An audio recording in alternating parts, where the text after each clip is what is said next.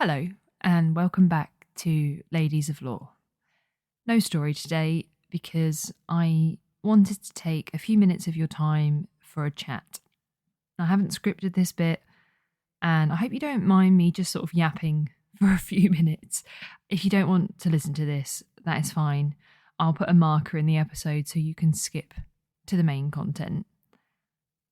I know this podcast is about women in folklore and mythology, but the stories I tell you are influenced by the cultures that created them, reimagined them, and retold them. And the vast majority of you listening to this podcast right now are women. I know this because I look at the stats sometimes because I'm a bit of a nerd. So it's quite likely that a lot of you, a bit like me, might be feeling a little bit rubbish at the moment about what's going on in the world.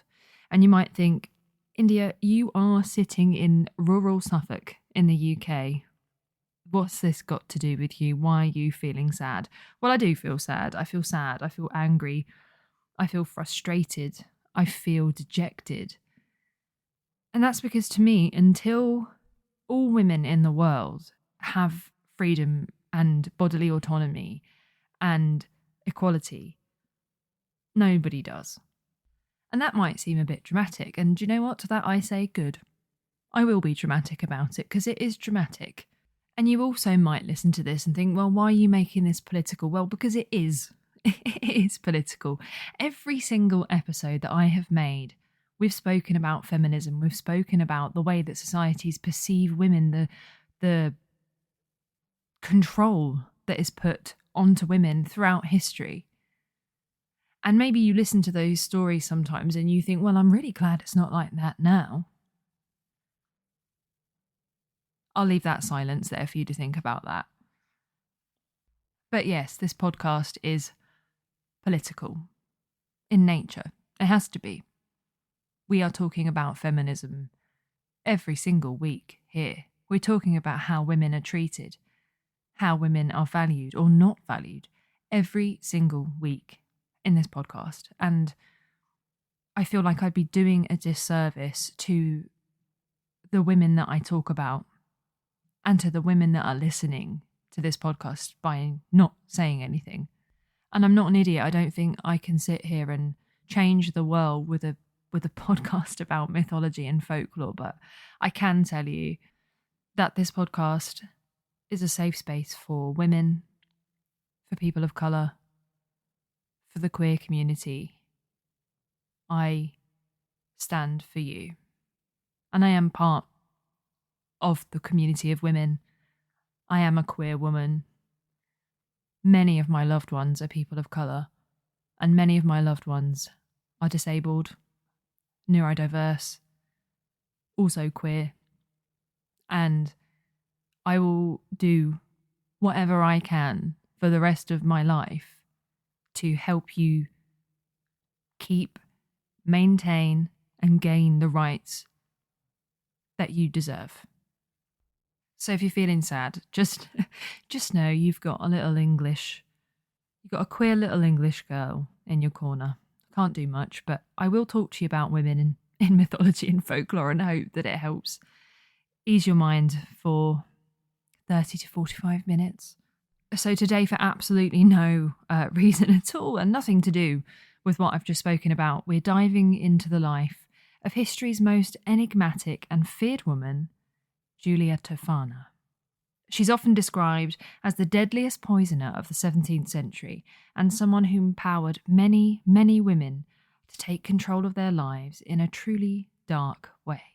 We'll discuss her early life, her infamous concoction, known as Aqua Tofana, and the intricate web of women who worked with her, and her influence that still lingers in popular culture today.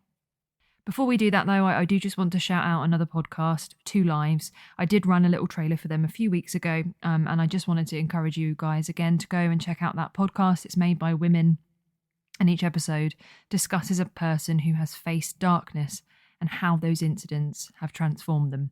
I'll leave a link to their show in the description, so please go and show them some love. And without further ado, let's talk about Giulia Tofana.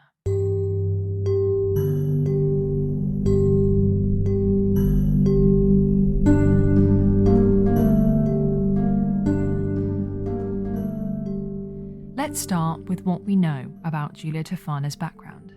A story that's part fact and probably a part myth a little bit in places. Giulia Tofana was born in Palermo, Sicily in 1620. Her mother was the infamous Tofania di Mardo, who was executed for murdering her own husband in 1633. And not only did her mother pass down her passion for man murder, she also left her daughter the recipe for her favourite poison. What an inheritance. Mum, if you're listening, if you've got any good poison recipes, you know where to leave them. While records of her early years are sparse, we do know that Giulia grew up in a society where women had limited rights and were often in forced marriages. In the Italy of 1633, men had pretty much unlimited power, especially within their marriages. Meanwhile, women had very few options. They could stay unmarried and just try to make enough money to survive, often through sex work, or they could marry a man and just hope he was one of the good ones who treated them with respect. But sadly, this was not often the case. This meant that women often remained in abusive and unhappy marriages with violent husbands, with nowhere and no one to turn to. Women were simply seen as property. They had no real agency or say in the directions that their lives took, and many simply just resigned themselves to a life of misery and abuse. However, for some, there was another option, and this is where Giulia Tofana came in. Because what do you do when you're stuck in a loveless and abusive marriage, where your bodily autonomy has been taken away and you're seen as nothing more than property?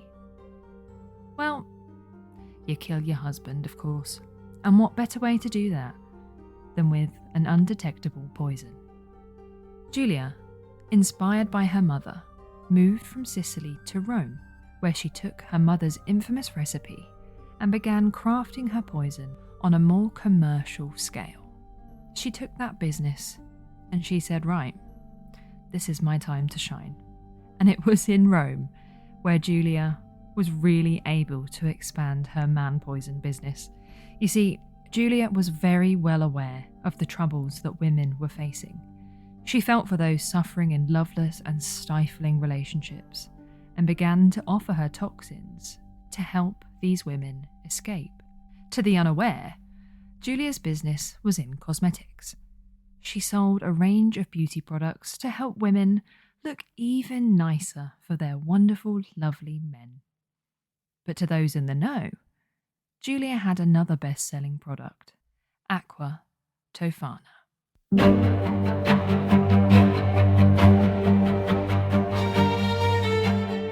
At the core of Giulia's story is her infamous creation, Aqua Tofana, a nearly undetectable poison that became her secret weapon and the weapon of many unhappy and abused women.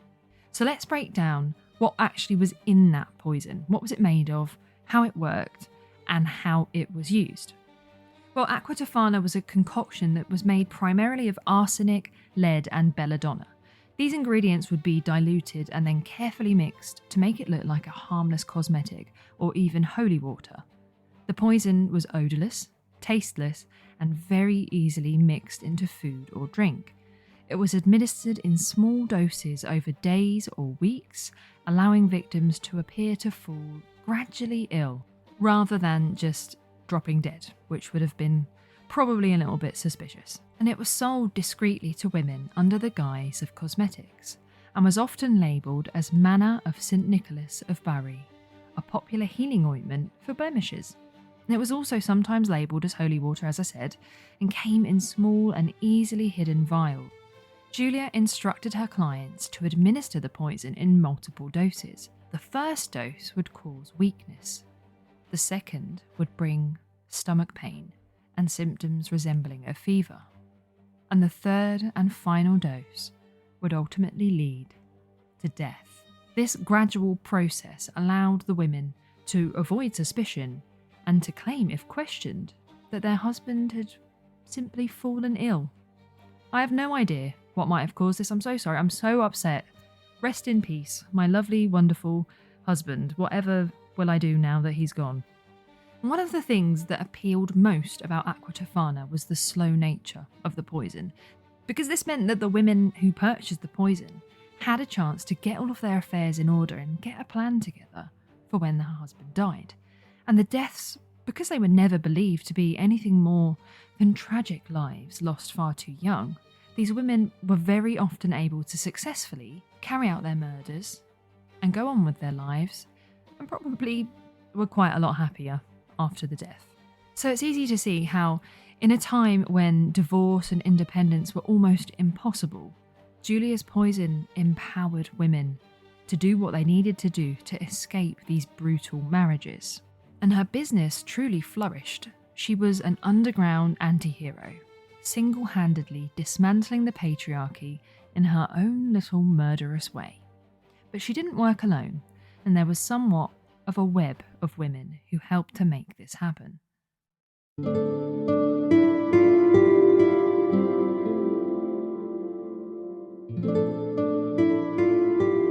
Giulia was the mastermind behind Aqua Tofana, but her success relied on a hidden network of women who helped her to concoct, distribute, and cover up Aqua Tofana. So let's take a little look at these women and what their roles were in the operation. Giulia had several key women working with her. Most notable was her daughter, or who was believed to be her daughter, Girolama Spera, who continued the business after her mother's capture. It's quite cute, really, isn't it? Her mother passed it on to her, and now she's passing it on to her daughter. We love a generational man poisoner. Other women in the network were lower class women, so servants and even midwives, who were trusted by upper class women and could discreetly deliver the poison to them. And this underground network formed a unique bond built on mutual protection. A bit of a sisterhood of secrecy, if you will. Because this went beyond business. These were women supporting each other in a world where their voices were more often than not silenced. They all understood the massive risks that they were taking, and they kept each other's secrets and kept each other safe. Many of these women likely also felt sympathy for Giulia's clients, seeing her as someone who offered a dangerous but necessary service in a world where women were oppressed. Isn't it just so great that women aren't oppressed anymore? So, with such a great network of assistants and an empire of poison spanning many years, how exactly did Giulia get caught?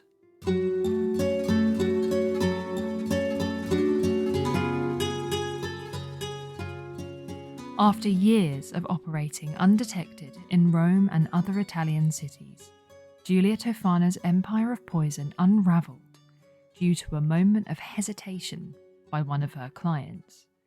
Here's how the story goes. Giulia had created an extensive network for the distribution of Aqua Tofana, and her reputation amongst women in difficult marriages was widespread. One day, a woman seeking escape from her unhappy marriage came to Giulia, hoping that the infamous poison would help her find her freedom.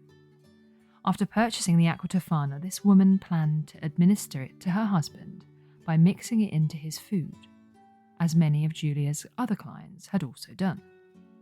However, when the time came to act, the woman had a change of heart.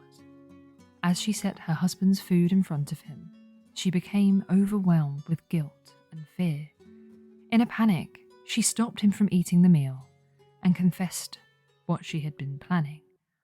Her husband was shocked and outraged, and he immediately reported her to the local authorities. Now, the justice system of 17th century Italy was incredibly harsh, and the woman was subjected to intense interrogation and torture to reveal the source of the poison. Under this incredible pressure, she admitted that she had obtained Aqua Tofana from Giulia, who had been supplying the poison to women throughout the city. Authorities now had a lead on Giulia, and they launched a search for her, hoping to apprehend her before she could go into hiding.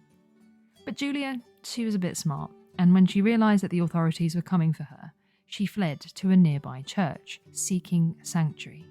Now, during this period, churches were often safe havens for fugitives, where they could stay without fear of arrest. And for a time, it seemed like Giulia might evade capture, protected by the sanctuary walls of the church. However, as her reputation spread and rumours grew about the staggering number of murders that were now beginning to be attributed to her, public outcry intensified. Pressure mounted on the authorities to bring her to justice, and eventually they persuaded the church to release her, breaking the sanctuary tradition. Giulia was arrested and taken into custody. Once arrested, Giulia faced brutal interrogation tactics, including torture, and these were very common tactics used to extract confessions during this era. Under such duress, she reportedly confessed to assisting in the deaths of over 600 men, providing Aqua Tofana to women who wished to rid themselves of their husbands. The confession was likely exaggerated under the torture, but it only added to the fearsome legend surrounding her. The authorities also uncovered and interrogated other members of her network, including her daughter, who had been deeply involved in distributing the poison and managing the operations. These accomplices were also tortured and confessed to their role in the scheme.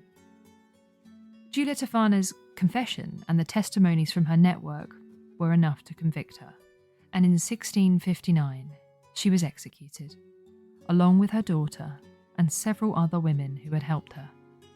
The exact method of her execution varies in accounts, with some sources suggesting she was strangled and others that she was hanged. Whatever the exact method, her death sent shockwaves through the public, cementing her reputation as one of the most notorious poisoners in history.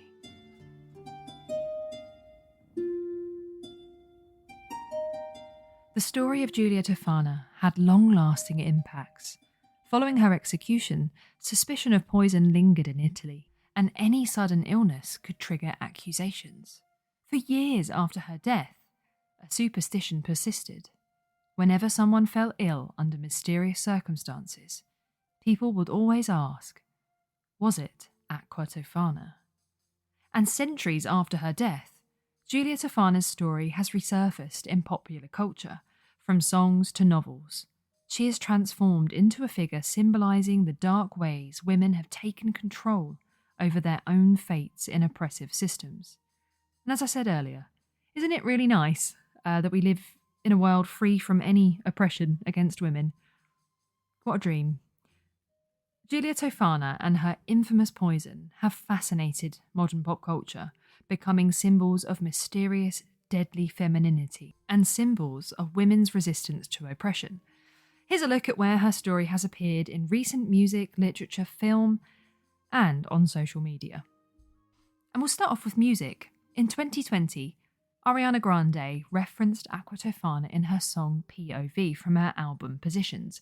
Though the line is brief, it did catch listeners' attention, introducing many fans to the story of Giulia Tofana and Aqua Tofana for the very first time.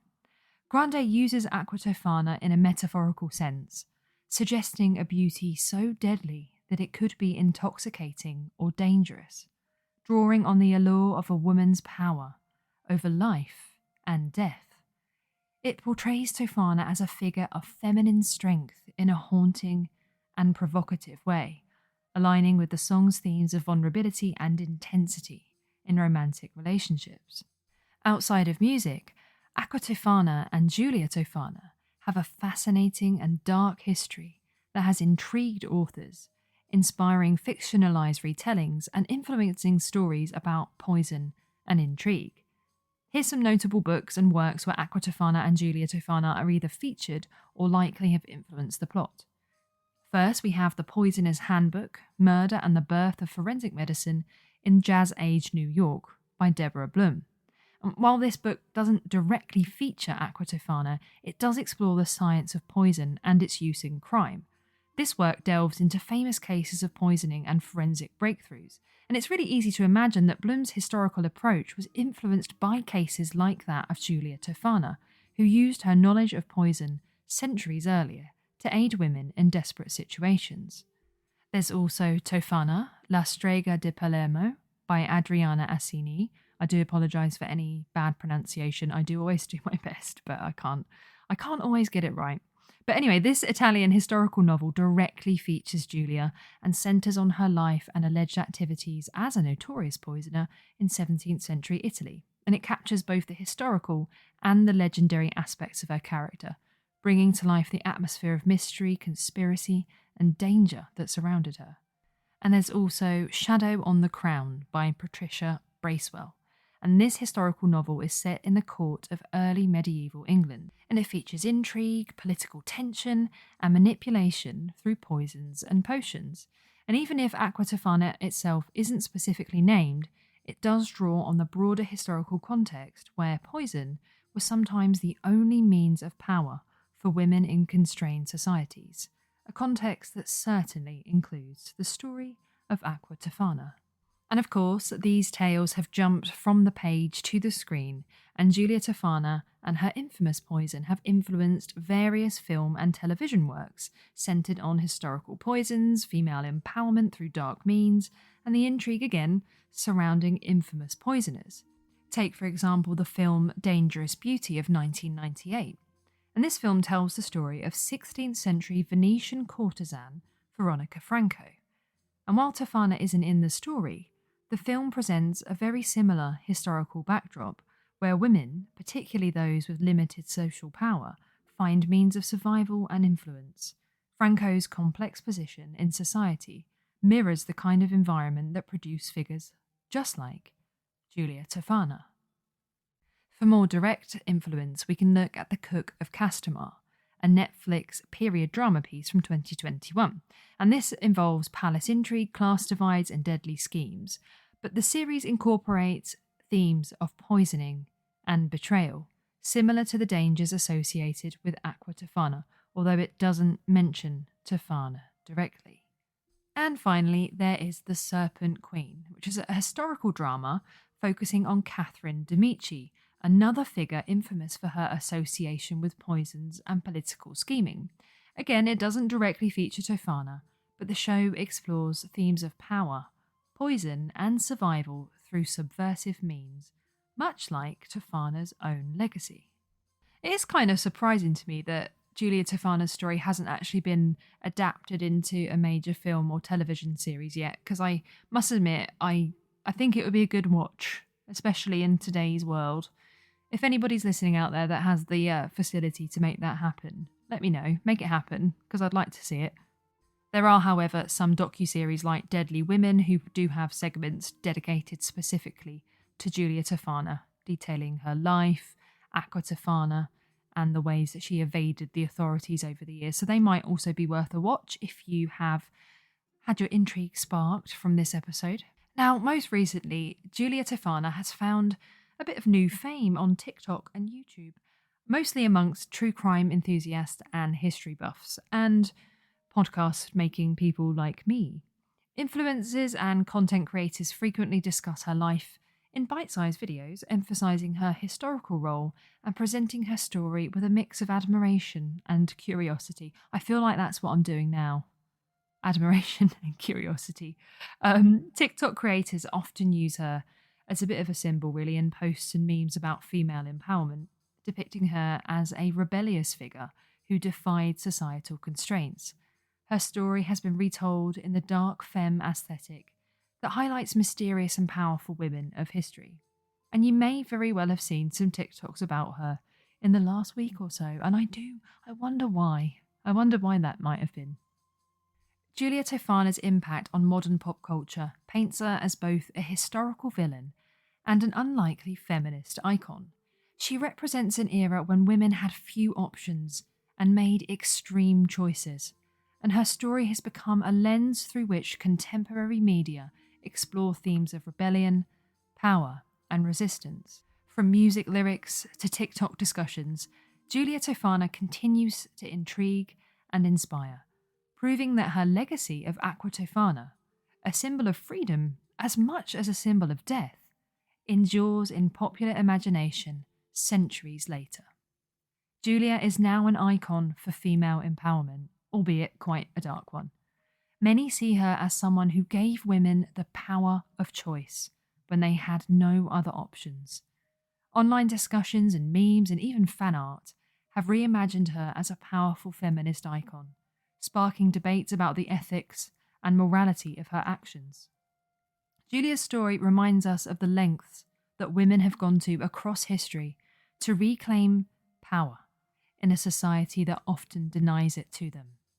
Her popularity in modern pop culture reflects an ongoing fascination with powerful women who disrupt oppressive norms, even if their methods are extreme.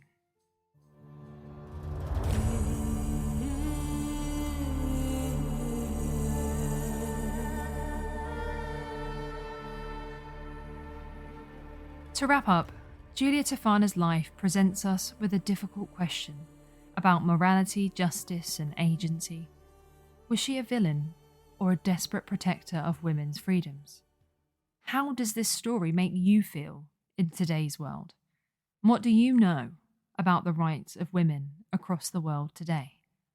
I'm going to end it today by telling you a few facts, just something for you to think about. A study by Focus 2030 from March of this year found that in 2024, no country has achieved gender equality. 1 in 3 countries have made no progress since 2015, and the situation of women has even got worse in 18 countries, such as Venezuela, Afghanistan, and South Africa. At the current rate of progress, it will take another 131 years to achieve gender equality worldwide. 40% of women worldwide live in countries where abortion laws are restrictive. 1 in 3 women globally have already suffered physical and/or sexual intimate partner violence, or non-partner sexual violence, or both. More than 12,000 girls are at risk of female genital mutilation every single day in 2024. And I could go on. There is a lot that I could say, but I will leave you with those few things to have a think about. Thank you so much for joining me on this week's episode of Ladies of Law. I'll be back next week to unravel another thread in the rich tapestry of women in mythology and folklore. In the meantime, please do go and check out Two Lives podcast. And if you've enjoyed today's episode, please do subscribe wherever you get your podcasts. Leave me a comment, let me know what you think, and let's stick together.